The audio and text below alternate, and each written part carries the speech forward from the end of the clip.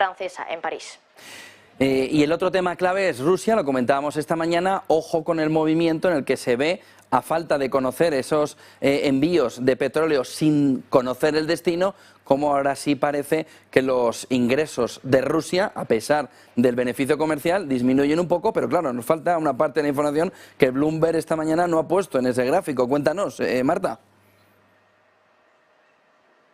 Sí, parece que el negocio que estaba haciendo Rusia cuando empezó la guerra de exportar más petróleo y por tanto ingresar más dinero está perdiendo algo de fuelle, y lo podemos ver en el gráfico de Bloomberg que hemos sacado en el día de hoy, como pues en cuanto empezó la guerra empezaron a subir esos ingresos por exportación, por derechos de exportación de petróleo, y ahora parece que han vuelto a bajar. Concretamente, desde ese pico que se registró en abril, esos ingresos por derechos de exportación de petróleo en Rusia han caído un 42%, que desde luego no es baladí. Bueno, ¿cuál es el culpable? Pues tenemos que explicar un poquito todo esto respecto a quiénes son los que están comprando ese petróleo de Rusia. Hablamos del que se convirtió en el principal socio de Rusia después de la guerra. Antes, India prácticamente no estaba importando prácticamente nada de petróleo de Rusia, lo podemos ver en ese gráfico, pero en cuanto empezó la guerra, pues empezó a aumentar significativamente esas importaciones de petróleo ruso. Bueno, pues ahora mismo el país de Narendra Modi ha recibido,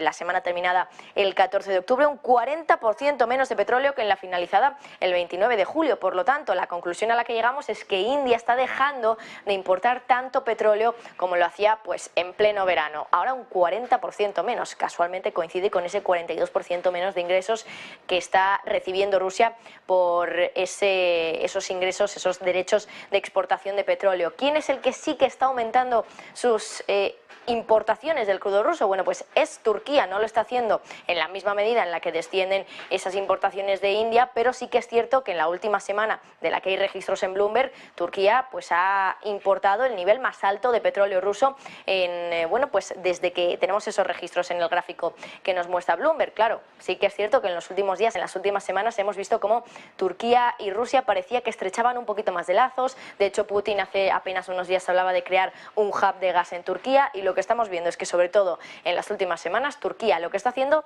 es incrementar todavía más esas entregas que le llegan de petróleo desde Rusia. Muchísimas gracias, Marta Vilar, con esas dos informaciones. Vamos a ver qué sucede con la huelga en Francia, importante para entender hasta qué punto la presión puede impactar directamente también en